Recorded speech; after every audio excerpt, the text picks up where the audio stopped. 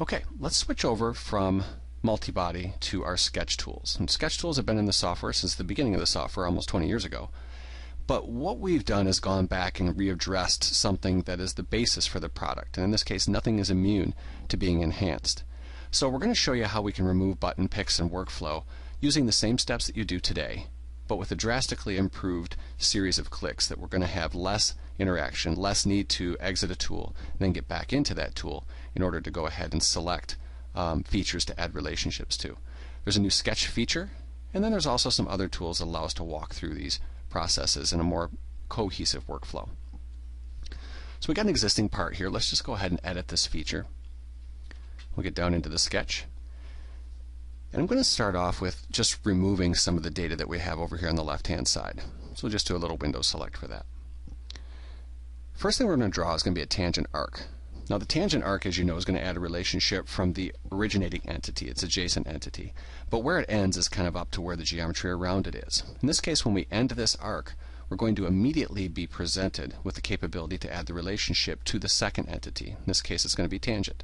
So instead of exiting and then control picking the line in the arc to add that relationship, we can go right to it after completing the arc itself. Really a great improvement when it comes to the series of button picks necessary for these very common repetitive tasks. Up here, let's do a line. It's the exact same thing. We'll draw a line up to the end of an existing line, and we're immediately presented with horizontal and vertical for the line itself, as well as collinear and perpendicular and parallel. So we can go ahead and go right to the relationship of perpendicular to the adjacent entity. Now instead of a line, let's go ahead and draw a style spline. Style spline over here is going to allow us to create the tangency in the beginning, but where we end, once again, is not perfect. Therefore, with a style spline, we're presented with perpendicular, curvature continuous, and tangency. So class A versus just an ordinary tangent. Existing entities also have the same effect. With the select tool, if I pick a couple of points between two lines, I can go directly to perpendicular. And down here, if I pick a point between a line and an arc, I can go directly to tangent. No need to select both of those entities. So over here we've got a couple of other entities I want to deal with. Down here we have a line. When you select on a line, you're going to be presented with the most likely orientation. In this case, it's closer to horizontal. Therefore, horizontal is highlighted. Now you always got to keep an eye on the origin, because even though it's horizontal on the screen, it doesn't mean we're not looking at this sketch on its side. And if we were looking at it on the side, then that would actually indicate a horizontal, even though we're physically looking at it as vertical. So don't underestimate the power of that feature walking us through the orientation. In this area, we're going to go ahead and add a dimension. And we added a release ago the ability to add dimensions to center lines and have it hold the center line persistency. Well, now we're doing that with angle dimensions as well. When you dimension to a center line, there's a high likelihood that's going to be an axis of revolution. So we've got a little bit of a behavior that we can add to this now in order to deal with the dimensions of what is essentially a 2D sketch. So here when we go ahead and add in the sketch dimension, as we hit our Shift key on the keyboard, we can take the dimension from an angled line to a center line and have it automatically double. That way when we input it, it's doubled now, but as the part gets revolved, it ends up being the complete dimension as we need for the drawing. Now next to my cursor there's a center line with an A, and what this is indicating is a persistence of the selection of that center line. So if I didn't even see that center line, I could continue to select other sketch geometry and have it automatically select that center line for me. Of course, the Shift key is going to go ahead and give us that transition over to the full dimension. Now even though that persistency is on my cursor, if it's not what I want for the next dimension, it doesn't fight me. I have the ability to go ahead and select an entity, which will then put the dimension to the center line. But if I just want it to go to another piece of geometry, all I have to do is select that geometry and it will let go of the persistent selection of the center line as it was. Simply add the dimension, and now we're just dealing with the basic linear dimension.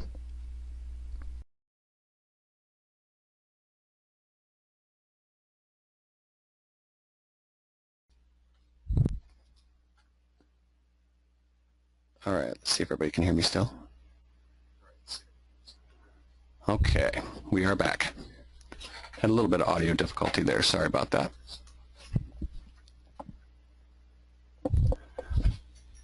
So we're going to take a look over in this area here for just a moment here, and I got a new line tool that I want to show you. And this one here is simply called the Midpoint line. If we go ahead and select our line tools, what you're going to see here is our Midpoint line tool. And on screen here, this works a couple of different ways. First, if you do a pick and drag functionality, it's going to go ahead and continue to draw midpoint lines. So if I do pick and drag like an AutoCAD methodology, it'll draw this midpoint line, And then if I do another pick and drag from that endpoint, I'm ending up with a midpoint line at the midpoint of that line. Now if we take this a little differently in more of a Windows aspect, we'll do a pick and release type of method, or excuse me, more of an AutoCAD aspect. Down here what I'm going to do is just simply go ahead and draw that line in with a pick and release. And then I'm going to go ahead and pick and release to end it. And that'll actually transfer over to a standard line tool. So in this case, because I probably wouldn't want two midpoints touching each other, in this case we just go to our regular line tool, and that allows us to continue to create the geometry of the rest of the entities. You see as I delete these that we have up here, what we're actually going to see is a couple of midpoints that are actually added. Those are point tools, similar to the point that we have up here in the sketch tools. For rectangle tools, we've added a bunch of functionality here that has to do with construction geometry. And a while ago, what we actually had was the ability to put in construction data with only one of our rectangle tools, the midpoint one. But now with any rectangle that you'd like to draw, you have the capability to determine construction geometry, and then if it goes from the corners or the midpoints. So a little bit of control on each of those. So no matter how you like to draw your rectangles, this is going to work for you. Here if I go ahead and draw my rectangle in, I'm going to simply type in the dimensions as I draw this. But these midpoints are really effective because it gives me a selection point where I can drag that around, snap it to other geometry if necessary, and that puts everything exactly where it needs to be with little interaction. Down here what we've got is a line. And with this line, I'm going to go ahead and actually chop this up into multiple lines. We've had a tool for this for a while as well called the Split Entities tool. But we've kind of added a new functionality to this and made it a new tool called our Segment tool. Segment tool allows you to select any sketch entities that are out there. And with those sketch entities, essentially I have the choice of either adding points to these entities or chopping them up into segments. So here if we go ahead and put 6 segments in there, it'll take this perfectly good line and chop it up into 6 equal and collinear lines. So it adds relationships to it, keeps the behavior the way that it is. Now what's important about that is the fact that if you do nothing else, your functionality, your behavior, your design intent's not going to change. But if you do come in here and select, say, this line and simply delete those relationships, the other ones will still maintain their relationships as 5 equal length lines. But in this case, I can then go ahead and action individually on the other entity. We'll come back to that in just a moment. Here we have some construction entities. We've long had the ability to right-click on solid geometry and do something called Select Chain, which grabs all the touching sketch entities regardless of tangency. Well, we can now do that on construction geometry. So here if I right-click this construction line and simply say Select Chain, it'll grab all of these entities that touch. Now this one here, these don't touch at an endpoint, so that's why they weren't selected. But it allows you to then right-click and action on this. In this case, I'm going to switch it from construction to solid geometry so it grinds off the end of this feature. That looks pretty good. Now there's one last thing that I want to deal with, and that's over on this end. And that's that segment tool one more time. With this line, what I can do is go ahead and use the segment tool, and in this case, just simply add points to this geometry. That'll throw sketch points on this as it would with a bolt hole circle. Now it doesn't fully define them, it does add some coincident relationships, but doesn't fully define their location. And if you had the fully defined sketch button on your toolbars, you can easily just go ahead and select that, and that will go ahead and take care of adding relationships. As you see, there's horizontals and verticals on this one, and then even a dimension to fully define the position. But these points are now very suitable for dropping, say, hole wizard holes, or any other type of thing that you might want to snap to those particular points. So all those work pretty nicely.